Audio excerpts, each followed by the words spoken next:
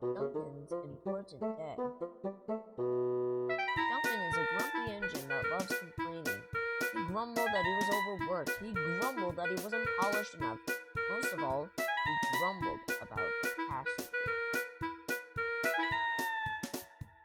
One day, he was pulling a passenger train to cross the current. He was outraged.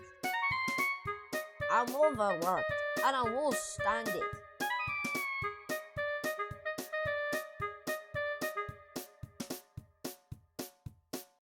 One night, Duncan was coming home after his long day's work. He went to rest next to Sir Handel. He was out grumpy. I can't stand the work. It's too much. Can't you say something positive for once? There's nothing positive to say. And keep your little Scottish quiet. But Duncan had already fallen asleep. But everyone else decided to get some sleep as tomorrow would be a very important day. The next day, it was about time for Duncan's morning freight train. Don't you know how incredibly unreasonable it is to wake up right at the crack of dawn? I need my sleep. Well, if you didn't get your work done, you would have gotten started before the day was over. Pah! Said Duncan. Soon Duncan was shunting the cars. Can't you see I want to go to sleep? He said, as he crashed the cars by accident. Finally, Duncan got his train ready by the daytime. As Skarloey woke up, he saw Duncan's long train. Oh dear, I better go warn him. Then Skarloey came up next to Duncan. Duncan, I suggest you be careful with that train. Yeah, like I'm ever gonna listen to that? No, I'm serious. Ah, nonsense. I pushed it. I pulled heavier loads than this plenty of times.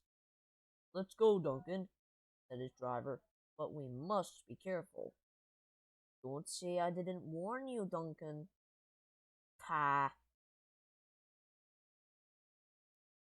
Soon Duncan had delivered some of the cars to the transfer yards, and now he was sulking all the way. Ugh, I'm overworked, and I won't stand it, he said. At last they reached the little bridge near the station. Then Duncan started becoming very rude. Keep your own station. I'm staying here. And he did too. And finally, the driver and fireman made Duncan move all the way to the station. And Duncan, if you carry on like this, we'll have to cut your funnel down to size, for real this time. And after that, Duncan didn't say a word. And finally, Duncan arrived at the station halt.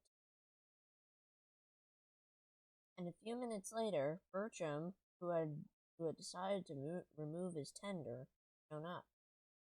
Hello, Duncan. Are you alright? No, Bertram. Looks like I messed up big time today. Oh, listen, Duncan. It's okay to be very bad sometimes, but that doesn't mean you've screwed up. And a very rude engine.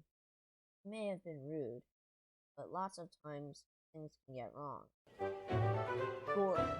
Duncan heartily agreed.